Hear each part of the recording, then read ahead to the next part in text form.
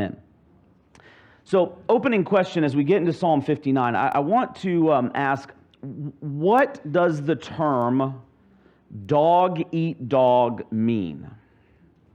My son's learning about idioms. What does the idiom dog eat dog mean? This is where you talk and I listen. I'm warming you up for next week, okay? What does dog eat dog mean? Tough battle. Terry. Competition, tough battle. Okay, what else? What's that? Okay, so one idiom for another idiom. Tit for tat, right? Okay. Okay, what describe a dog eat dog environment. What is it like? Vicious, very competitive. What's that, Bob? Intensive, right? Florida versus Georgia, although not as much last night. It was more like dog eat puppy chow. Sorry, Brian. Brian's like, no. We just didn't play for a couple of minutes. Yeah, that's really all it took, though, right? That's all it took. Isn't it a funny phrase, though? I think about the phrase dog eat dog. Yeah, all the things that you said. But isn't it a weird phrase that you would describe one species of animal eating its own to describe a level of competition that we in America are very, very used to? I mean, anybody that's worked in almost any industry will find a dog eat dog environment. You say, well, not the church. Oh, contraire. The funny thing about that term dog eat dog is it actually comes from an the original Latin phrase was actually dog does not eat dog, indicating that there should never be an environment that is so intense, so competitive, that one species would eat its own. Charles Spurgeon would write of the phrase, dog won't eat dog, but men will eat each other up like cannibals. We think of a dog-eat-dog world. We think of a situation in which a person will do whatever it takes to gain an advantage over others, even if it results in that other's harm. Over the last several weeks in the Psalms, we've been looking at a selection of Psalms described as Miktams of David. Psalms of David described as Miktams, which has to do with inscription of the psalm, beginning with Psalm 56, and this collection actually goes to Psalm 60. And nearly all of these psalms, either historically or inspirationally or illustratively, they related to specific periods recorded in 1 Samuel surrounding David's life, specifically events in which Saul is pursuing David in order to kill David. These Psalms have been grim. I think that's why you guys are tired of the Psalms. They've been grim in many respects as the writer calls on God for justice, sometimes violently so. There's been an intensity in the requests for divine action, and the intensity has been at times difficult to wrap our minds around. The environment in which David finds himself in 1 Samuel is a dog-eat-dog environment with Saul. Now, Psalm 59 is another one of those psalms with a very specific historical reference in mind. This is what the superscription says in Psalm 59. To the choir master, according to do not destroy, remember that's the theme or the tonal theme that we've been looking at the last several weeks, a miktam of David, when Saul sent men to watch his house in order to kill him. The allusion here, the historic allusion, comes from 1 Samuel chapter 19. Now, I'm not going to read the entirety of 1 Samuel 19. I'm going to write it right here, so if you want to read the whole thing. But previous to 1 Samuel 19, several things had happened. Saul was anointed the king of Israel. Now, why was he anointed the king of Israel? People wanted a king Specifically, what kind of king did they want? Do you remember the phrase that they use? Give us a king, what is it? I heard somebody say it. Like everybody else, like the nations. And so what does God do? God gives them a king, like everybody else. Now Samuel, who was the judge, the last of the judges, was very upset by this request, but God relented to the request so that they would see what it was like to have a king like everybody else. Not just a king like everybody else, but a king like everyone else's king. And at first it goes, okay, right? Saul is not a terrible king. And then at some point, he decides he's going to take responsibility over things for which he's not supposed to have responsibility, specifically some of the sacrifices of God. He's not a priest. He does not have the right to offer sacrifices on behalf of God. He transgresses the law of God in that way. And so God removes his spirit from Saul. There's some really complicated language in 1 Samuel. And so God sends Samuel on a mission to find a king, not like everybody else, but to find God's king. And who does he find? A little boy named David. David is so unremarkable.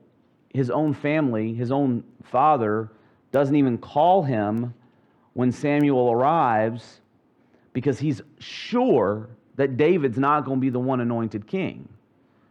But when he is brought before Samuel, God tells Samuel, this is my king. This will be my king. And so David is anointed king long before he's crowned king, while Saul is still sitting on the throne.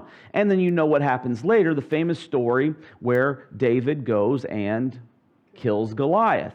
Now, that moment, we think of it as just this child story, except we always leave out the beheading part when we tell it to kids. From that point on, what happens to David's popularity? Skyrockets. They begin to write songs about David and chants about David. And what happens to Saul? He's filled with jealousy because his popularity diminishes. Now, David is actually very kind to Saul, many times playing music for him as Saul deals with the emotional, mental problems of having the Spirit of the Lord withdrawn from you and having what is described as an evil spirit kind of sent into you. What Saul is really dealing with is some extreme mental, emotional, and spiritual illness. It's an illness. Now, it's an evil illness. It's a spiritual one. I want to diminish that, but it means that Saul has this irrational jealousy of David. Okay? And so Saul begins to find opportunities to kill David. Now, we should see some typological parallels between the life of David in this moment and the life of Jesus. Jesus had not earned the rage from the Pharisees from his own, and yet he does. They pursue him to kill him. Saul does the same thing. Now, the interesting part about the life of David is, who's David's best friend? And Jonathan is who? Saul's son, right? So this creates some problems. And David has his first wife is named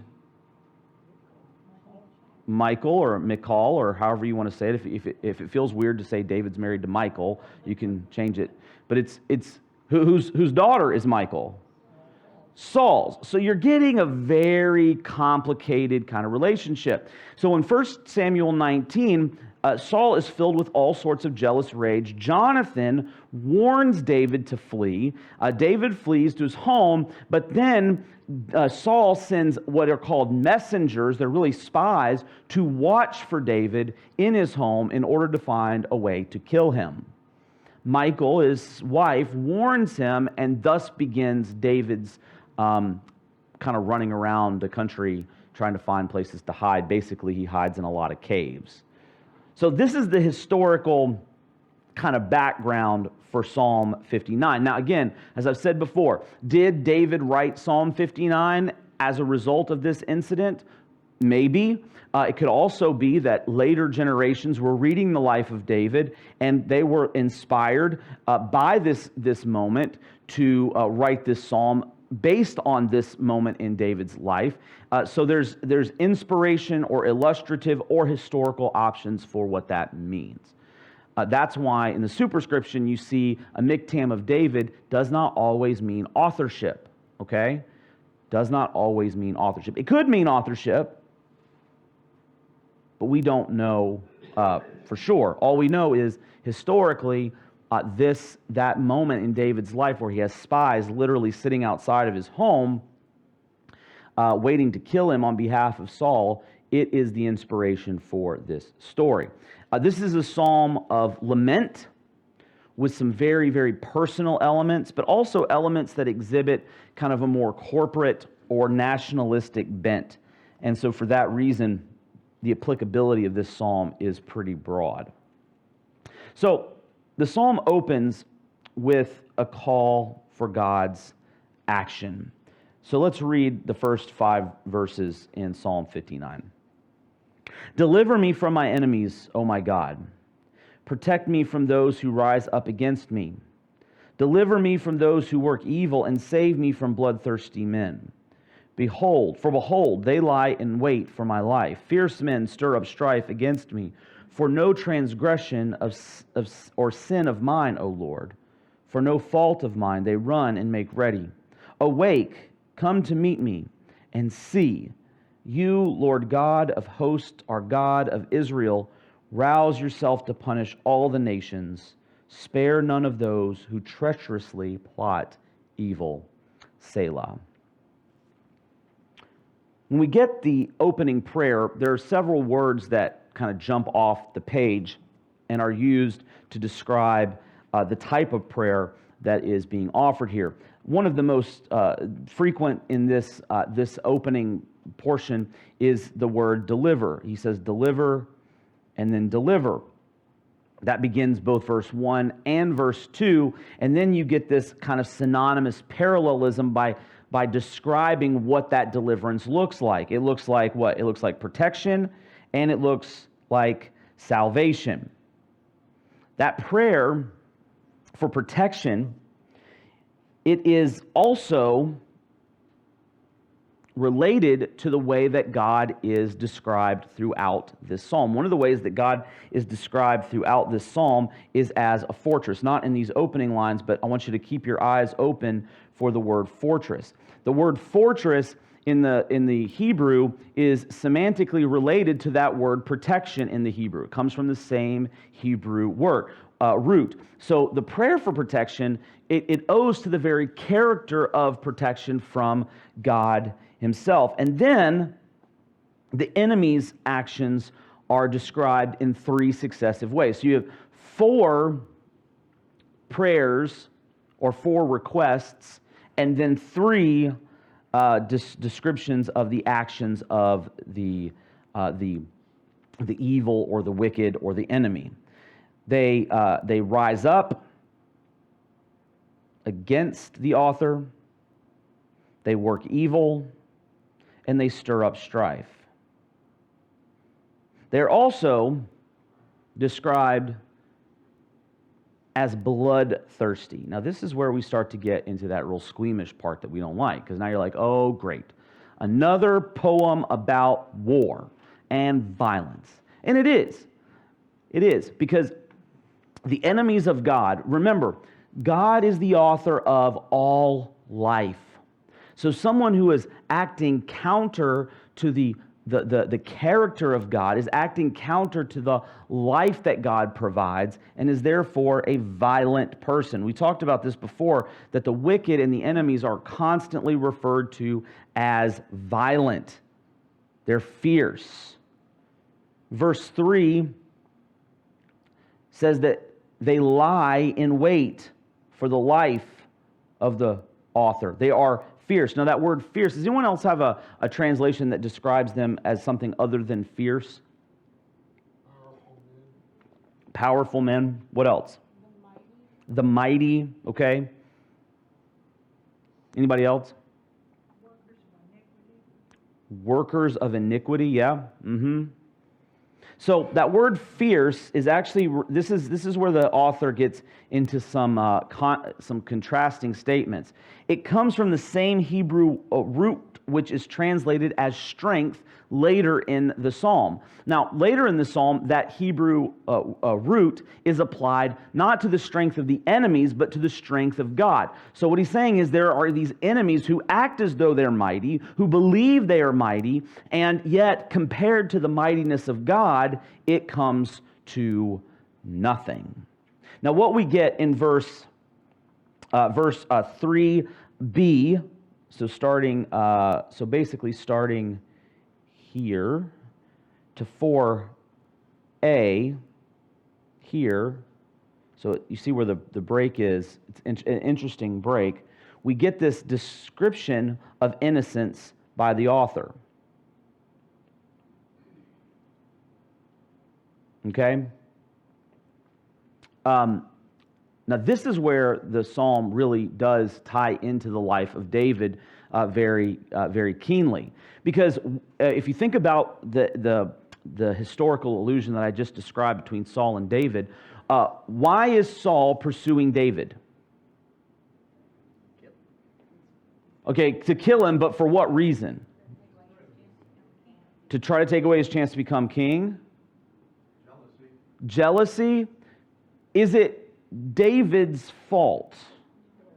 Has David done anything against Saul? In fact, if you read 1 Samuel 19, when Jonathan is confronting Saul about how Saul is treating David and pursuing David, Jonathan even says, "What has he done to you? On what basis are you trying to kill David?" And for a little while, it looks like Saul gets the message. He goes, "Oh, you know what? You're right." As though he thought David had done something wrong. David's not the one that put himself in a position to be king. God chose him, just as God had chosen Saul. And yet, Saul is overcome by this jealousy, this bloodthirstiness, this strife. He appears strong, but compared to the strength of God, he is nothing.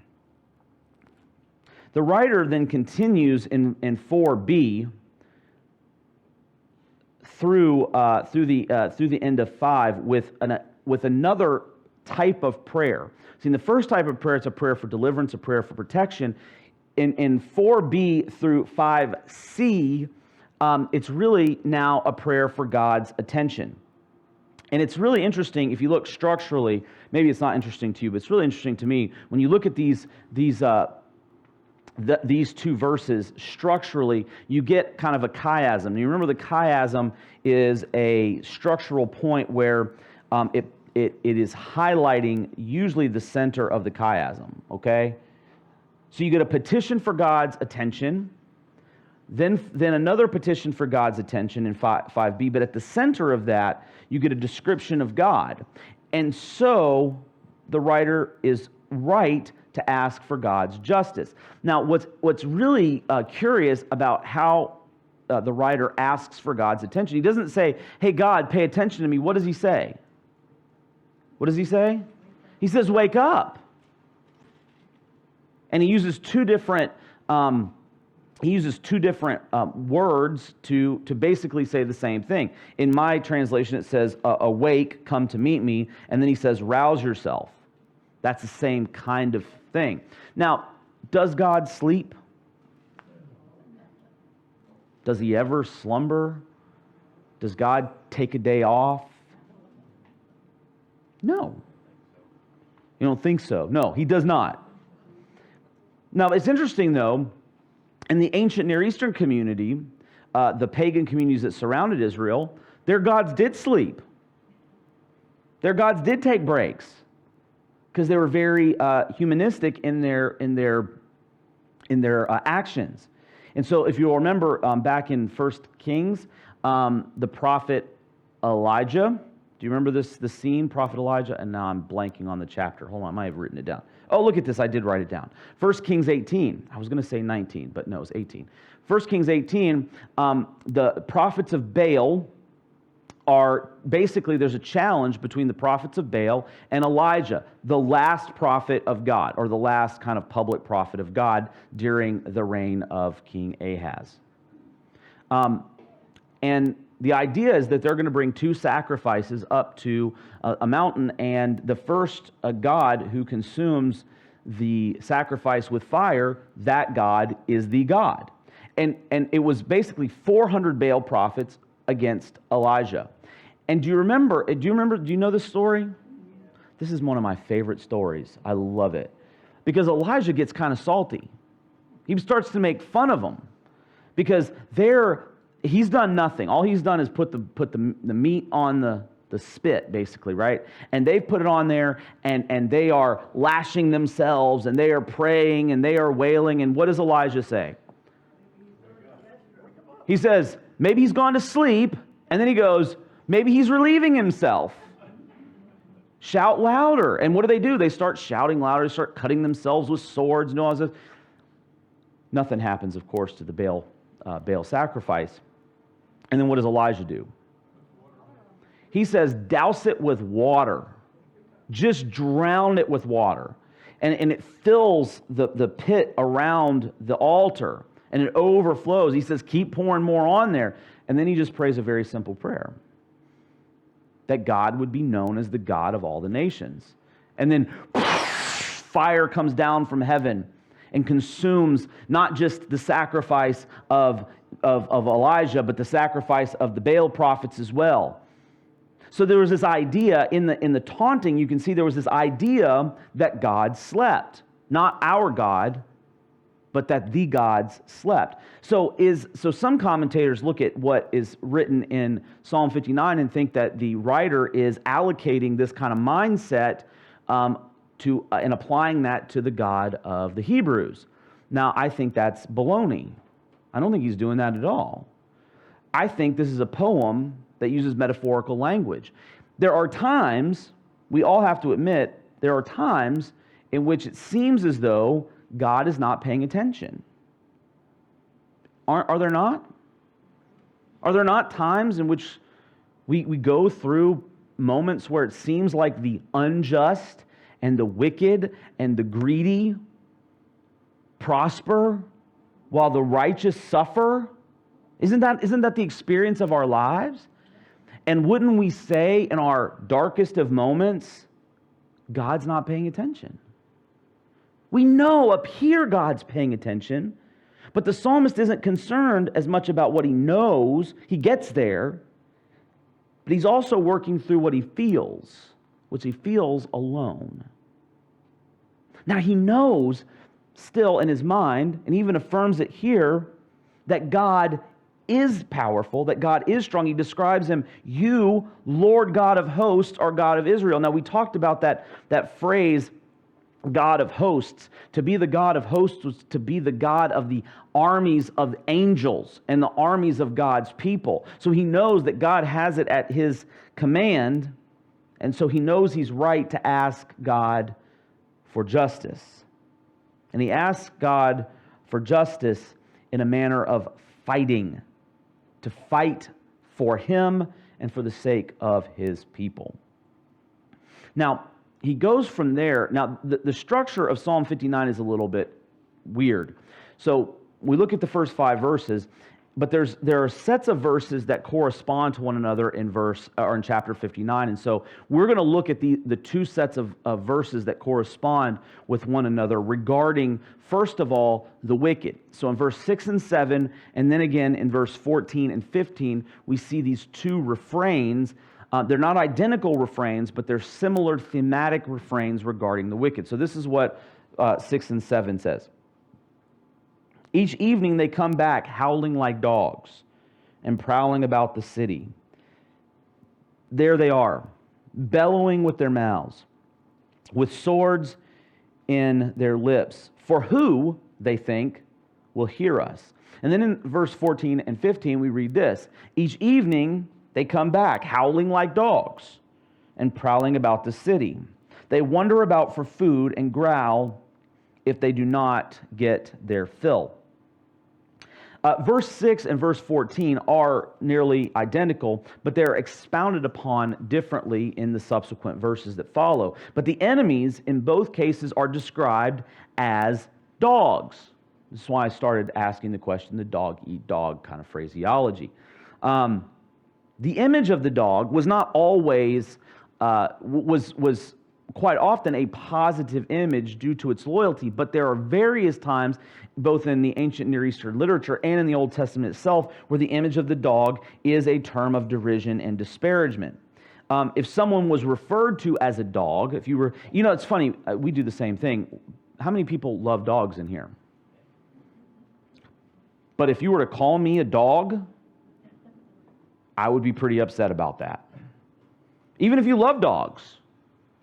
Even if you're like, I'm a dog person, and then you start calling somebody a dog, that's a term of derision. Same thing there as well, too. Look at just the life of David. If you remember the incident with Goliath, what does Goliath say to the Israelite army? Am I a dog that you come at me with a little boy and a stick? Right? So he's using that as a term of derision. Elsewhere, the term was used to talk about the wicked specifically. In Isaiah chapter 56, verses 9 through 11, the prophet, God through the prophet, describes the wicked as dogs. In Psalm 22, verse 16, we read this months ago, dogs surround the author there. Their howling is a sign of their verbal rage and their violence.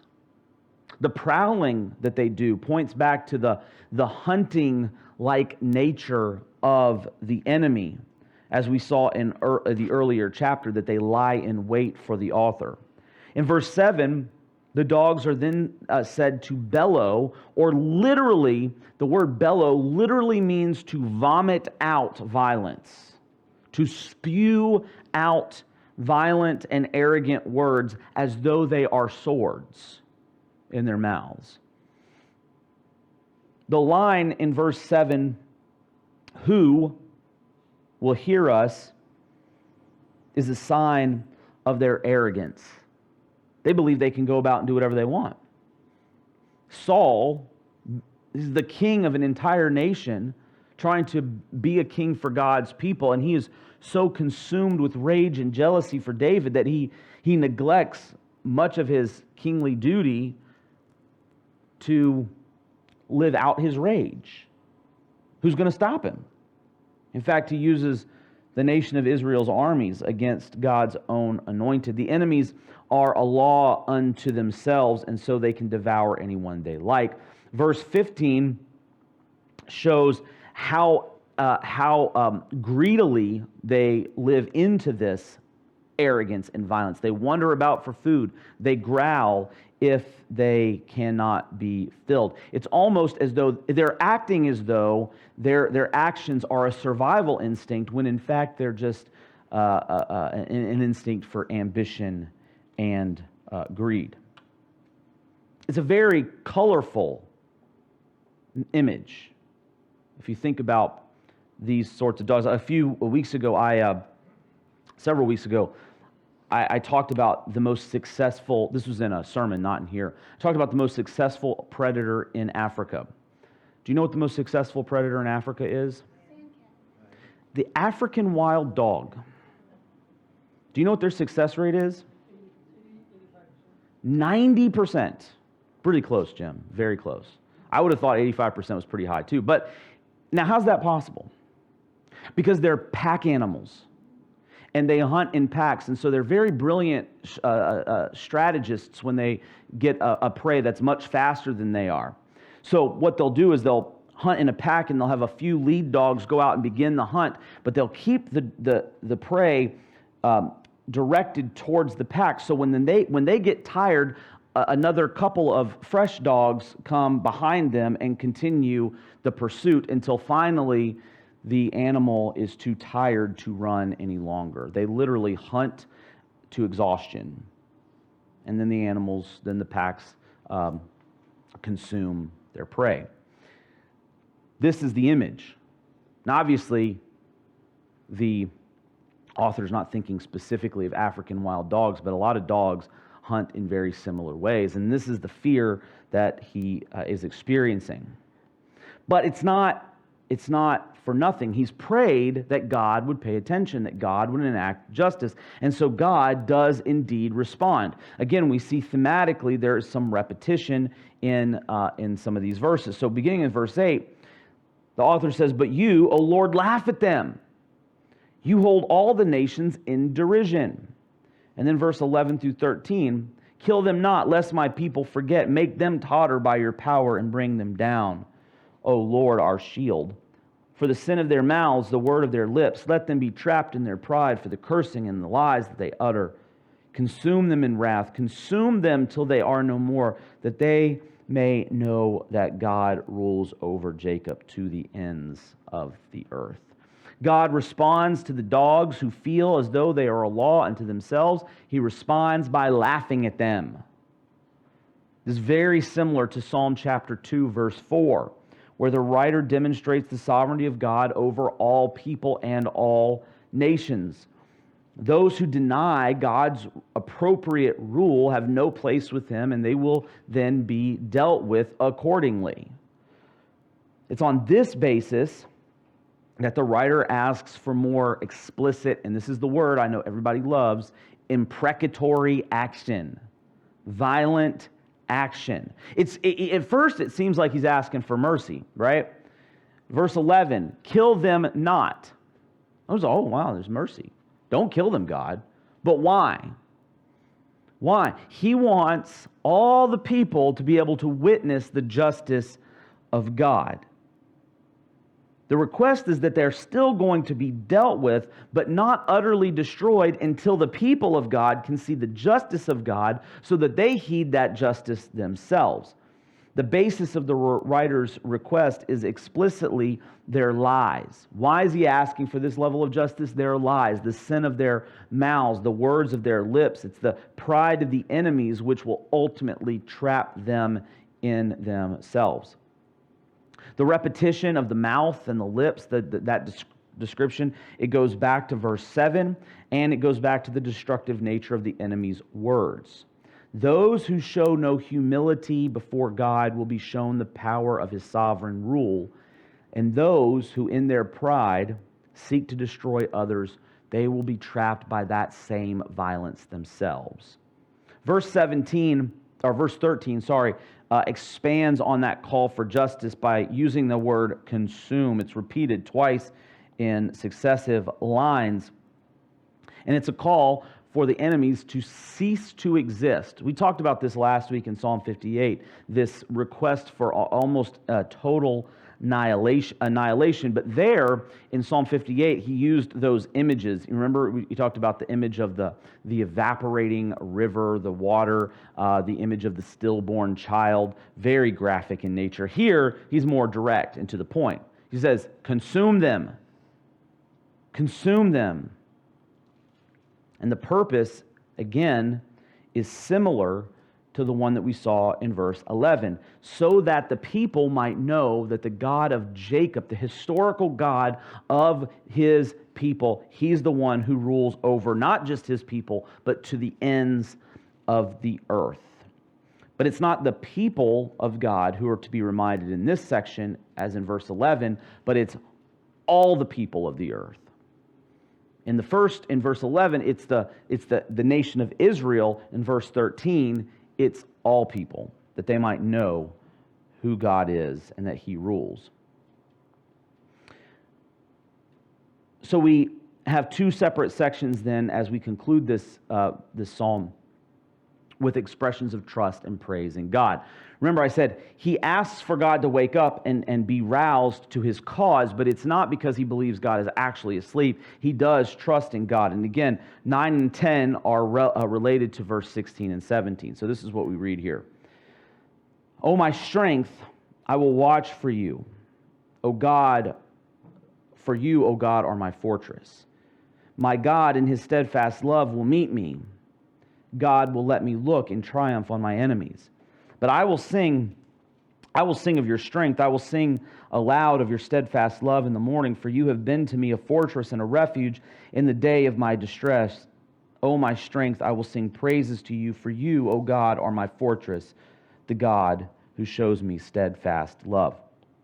These verses, these two sets of verses are related to one another because, again, of the repetition of several words. You see the word strength used to describe God specifically. Remember, we talked about the word fortress, which is related to the request for protection.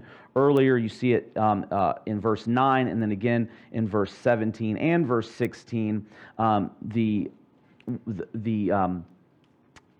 relationship from the writer to God based on the steadfast love of God. Remember, what's that word in the Hebrew? Hesed. Hesed. It's the covenant love of God. It's the love that God displays, demonstrates to his people. It's that condescending love. Again, I don't mean condescending in a pejorative, in an insulting way. The word was not coming out of my mouth, right? But he means that in a way that God, by his very nature, is above, but he is the one that reaches down low to his people. We can't reach up to God unless God reaches down first to us. But he's basing his trust and the praise of God on the character of God. And so what is he able to do? In the middle of the darkness, in the middle of the dog-eat-dog world, in the middle of experiencing that level of competition where his own are trying to kill him, he looks to the strength of God, the steadfast love of God. He can call God his fortress, and so he can sit and wait and watch for God to have victory. Because he knows it's going to happen. He knows it will happen. He knows that one day he will be able to look in triumph over his enemies. Not based on anything he has in himself, but based entirely on who God is.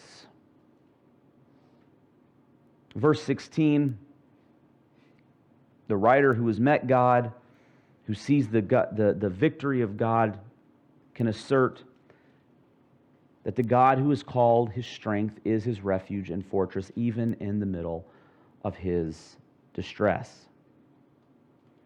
The morning imagery that we see here in verse 16 brings to mind the dawning of a new day after a long night. Note that the writer praises not when the distress is done, not when the distress is over. He will sing when? In the day of my distress. He's not waiting to praise God. He's not waiting to trust in God when it's all better. He's in the middle of the distress. He's in the middle of the torment. And yet he still can praise God. He can still sing of his praise to God. The interesting thing about the word distress here, in the Hebrew, it's actually an image unto itself. It literally means between two straits, like two straits. Like you would see when you're sailing. And you know the phrase, we're in dire straits. This is the word. This is basically what that word distress means, being in dire straits. So it's in the middle of that moment, not after it's passed, that the writer is proclaiming his trust and praise in God. So whether we are in a narrow place or dire straits, we can praise the one who is a refuge from the storm. And it brings to mind, to me, the image of Jesus in the Garden of Gethsemane. Because he exemplifies this trust. He's in the middle of the day of his distress. Jesus is knowledgeable that he's in dire straits. He knows he's going to die.